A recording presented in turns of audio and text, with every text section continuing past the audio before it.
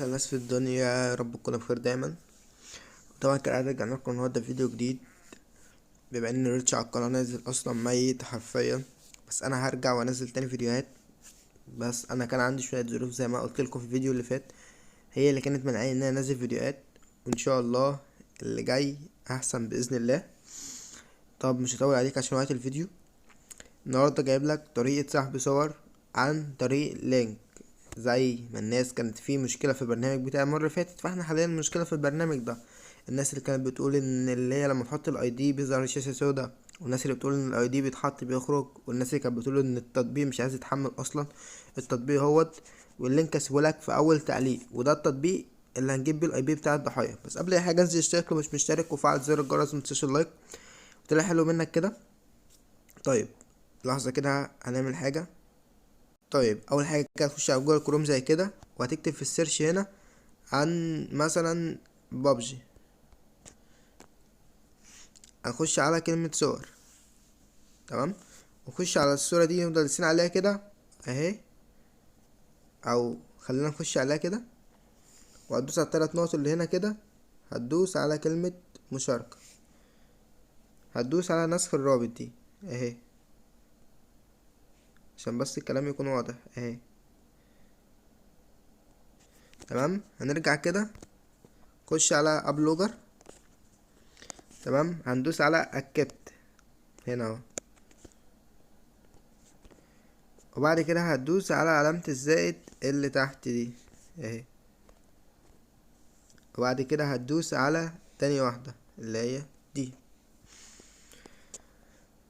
طبعا هنا هتحط هنا اللينك كده اهو، وهتدوس على كريت اهي.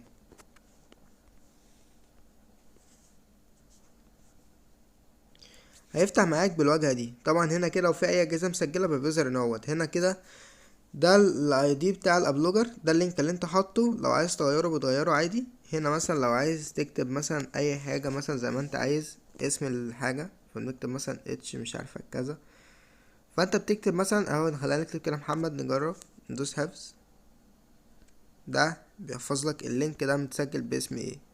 تمام كده اللينك ده مثلا متسجل باسم محمد. طيب نيجي نخش هنا كده على دي ايه فايدتها؟ طبعا كل الناس عارفة ان ابلوجر بيبقى موقع مرغم، فانت بتخش هنا كده بتغير بقى مثلا بتخليها كده او ده او اي حاجة. وهنا ده لو انت عايز تغير الصيغة اوتو بي جي بي بي جي اي اف بي ان جي زد اي بي. طبعا احنا هنعمل ايه؟ مش ده كله مش مهم، المهم ان احنا ناخد اللينك كده نسخ هنا اهو. تمام، هنا كده مفيش اي اجهزة مسجلة اهو، فانا هطلع كده واخش على جوجل كروم هنا، وهنحط اللينك هنا كده. تمام، طبعا معلش النت ضعيف فنستنى لحد ما يحمل.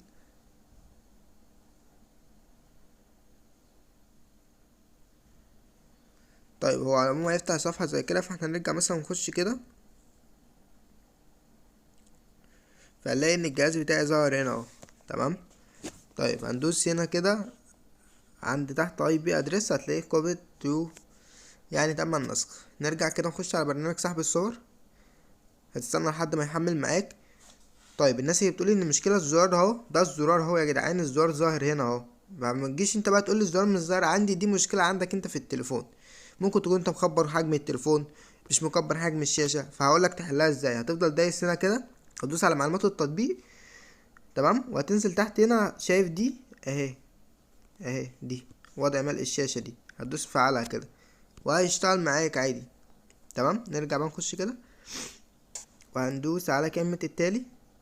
هنا هتحط الاي دي اللي احنا خدناه نسخ، فانا هحط الاي دي كده، وهتدوس على سحب الصور. هندوس على سحب كده، هيقولك استنى 10 ثواني. تمام، اهو زي ما انتوا شايفين اهو الصور فتحت اهي. تمام، زي ما انتوا شايفين الصور اهي. فانت ما تجيش بقى تقول لي الشاشه سودا اصل مش عارفك ايه، دي بتبقى مشكله عندك انت في الجهاز. طيب تمام، بعد كده دوس خروج من التطبيق. وبس كده يا برو، ده كان شرح النهارده، واستنونا في فيديو جديد.